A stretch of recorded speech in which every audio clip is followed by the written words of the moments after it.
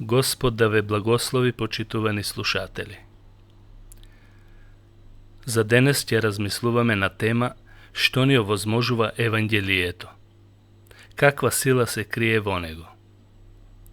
Зборот Евангелие значи добра вест. Вест за Спасителот, за Господ Исус Христос, кој дојде на овој свет да умре заради нашите гревови и кој сака да ни ги прости и преку опростувањето да ни даде вечен живот. Тоа нема да биде некое класично објаснување, туку во 20 точки подкрепено со библиски стихови и со куси реченици објаснето. Прво, Евангелието е дар за недостојните. Ефесјаните 1 глава 6 стих. Павле пишува: за да биде фалена славата на неговата благодат, со која не дарува во возлюбениот. Возлюбениот е Исус Христос. Бог во него најде милина, бидејќи тој го исполни целиот закон.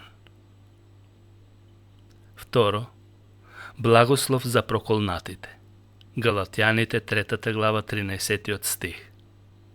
Павле пишува: Христос не откупи од проклетството на законот, откако стана проклетство за нас, зашто е напишано: проклет да е секој кој виси на дрво. Откупот е исплатен не со некои материјални богатства, туку преку Христовата крв. Евангелието е чистење на гревот, очистување на гревот. Прво Јованово писмо, 1 глава 7 стих.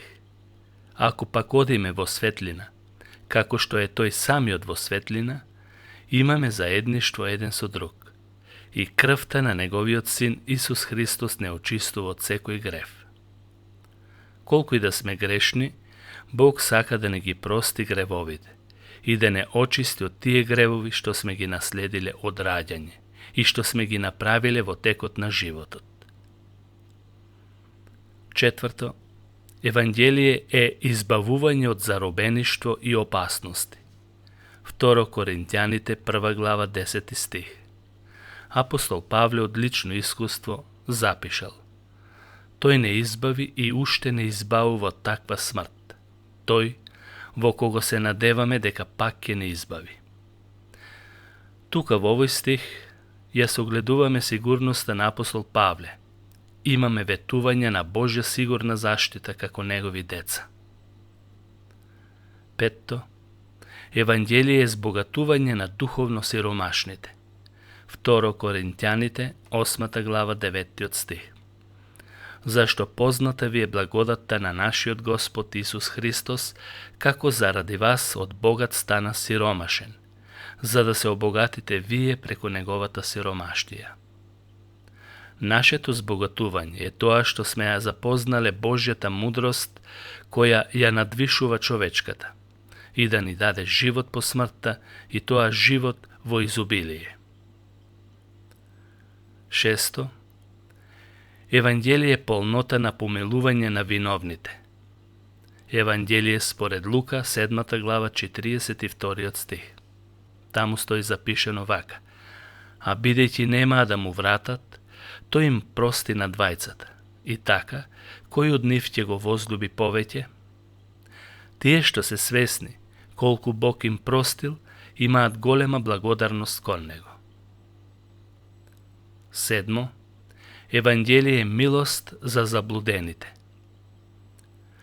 Но таткото им рече на своите слуги: бргу донесете најубавата облека и облечете го, и ставете му прстен на раката и обувки на нозете. Евангелие според Лука 15 глава 22 стих. Колку и да скитал и бегал од Бог, тој пак ќе биде примен ако реши да се врати. Милоста е прекрасен дар. Бог го љуби секое битие. Осмо, Евангелие е избавување од темнината на пеколните врати. Колосјаните 1 глава 13 стих. Павле пишува: тој не избави од власта на темнината и не пресели во царството на својот возлюбен син. Само Христос има таква власт за избавување, а не човек, религија или црква. Власта на темнината е царството на сатаната. 9. Евангелие е вечно наследство. Прво Петрово писмо, 1 глава, 3 до 5 стих.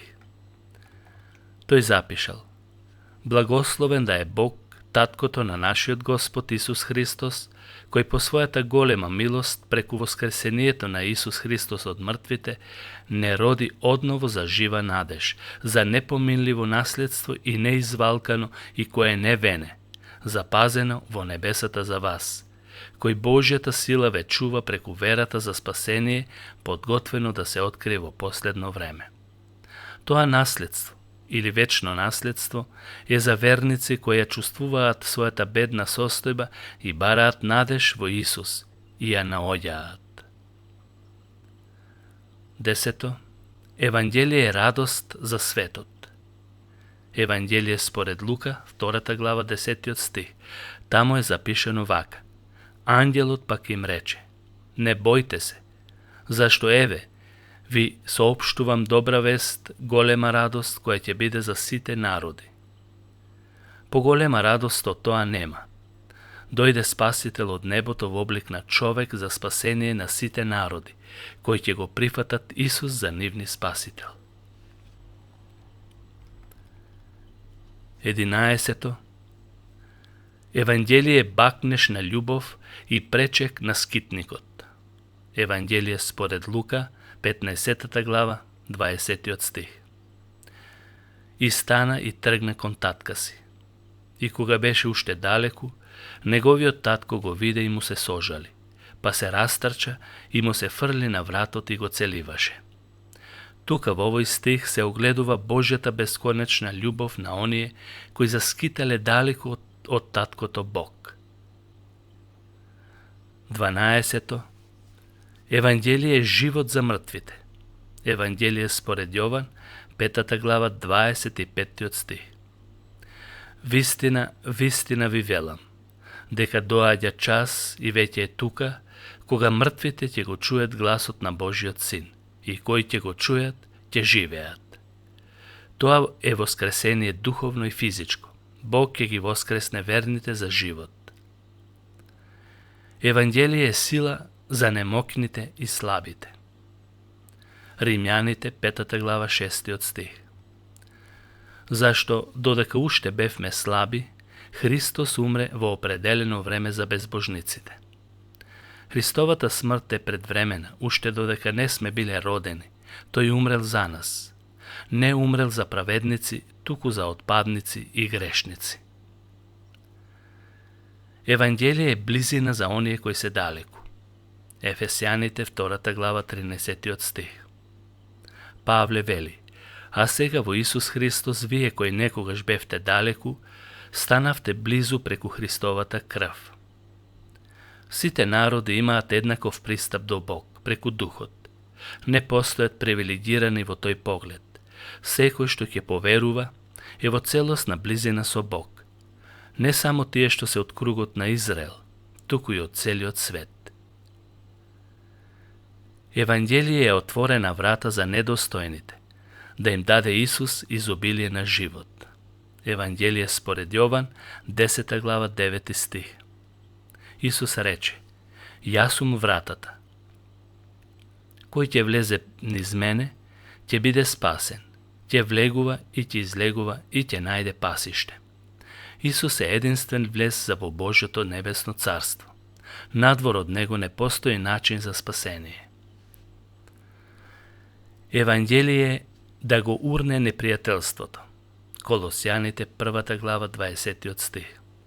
Павле запишал: И преку него да измери кон себе се што е на земјата или на небото, творејќи мир преку крвта на неговиот крст.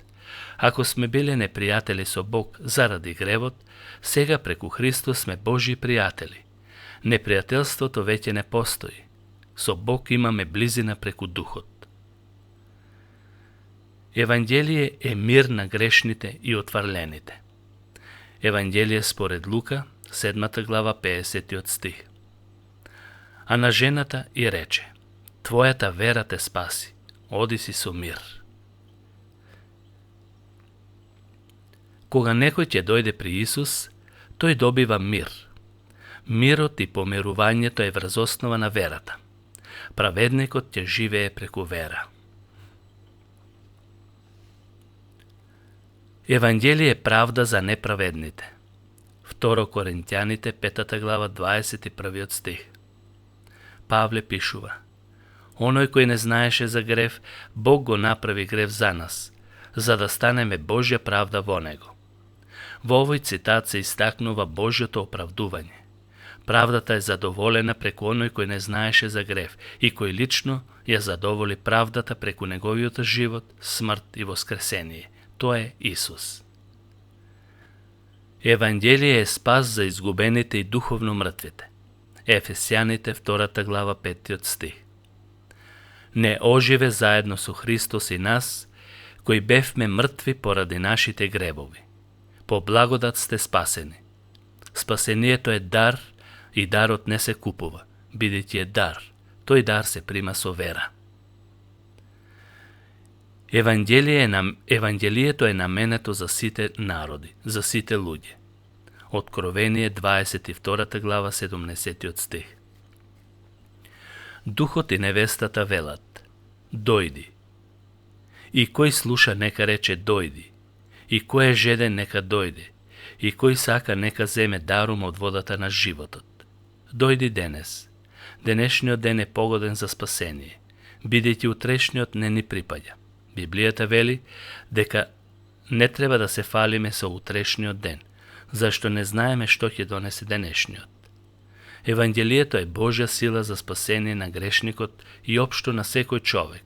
Ако денес одлучиш да го прифатиш, тоа ќе те наново роди преку Светиот Дух и ќе станеш Божјо дете. А на сите што го примија, на сите што веруваат во Исус, им даде власт да станат Божји деца, кои се родија не од волја на поход човечка, не од волја, не од човечка поход, туку од Бог. Евангелие според Јован, 1 глава, 12 и 13 стих. Бог нека ве благослови, почитувани слушатели. Амин.